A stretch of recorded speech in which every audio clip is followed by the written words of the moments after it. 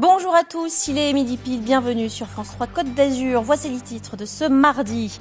Pas de cours ce matin pour les élèves du groupe Lyon-Coda à Nice. Les parents veulent taper fort à 24 heures de la validation de la carte scolaire. Ils attendent un appel de l'inspecteur académique pour lever le camp. Dans ce journal, nous parlerons d'un syndrome qui touche de plus en plus de Français, le burn-out ou épuisement professionnel. Nous serons en duplex de Nice avec Isabelle Mignabé, professeure de psychologie sociale de la santé, avant une conférence débat sur ce thème cet après-midi. Enfin, nous irons à Cannes pour le premier festival du film israélien, le cinéma israélien, une création très fertile. Le siège de l'école Lyon-Coda à Nice continue. Les parents d'élèves l'occupent plusieurs heures par jour depuis plus d'une semaine pour s'opposer à la fermeture d'une classe l'année prochaine. Et à la veille de la validation de la nouvelle carte scolaire au rectorat, les parents ont tapé fort ce matin encore. Catherine Hult, Benoît Lotte.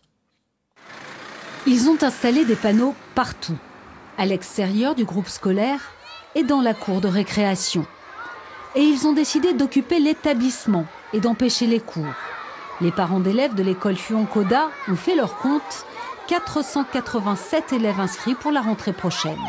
La fermeture d'une classe voulue par l'académie ne passe pas du tout. Ça va faire des classes encore plus chargées. Donc on va avoir une moyenne de 25,63 élèves par classe.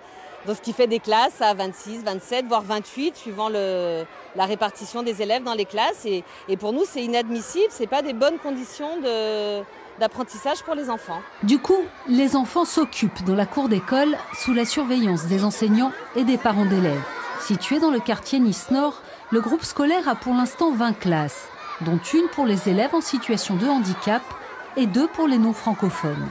Des spécificités que l'éducation nationale ne prend pas en compte selon la FCPE. Dans cette école, comme dans d'autres, on a une annonce de fermeture de classe qui nous semble totalement incompréhensible parce que les effectifs sont constants, parce que on pensait qu'il y avait davantage de postes pour l'éducation actuellement et manifestement c'est pas le cas, donc on comprend pas pourquoi on supprime une classe dans ces conditions.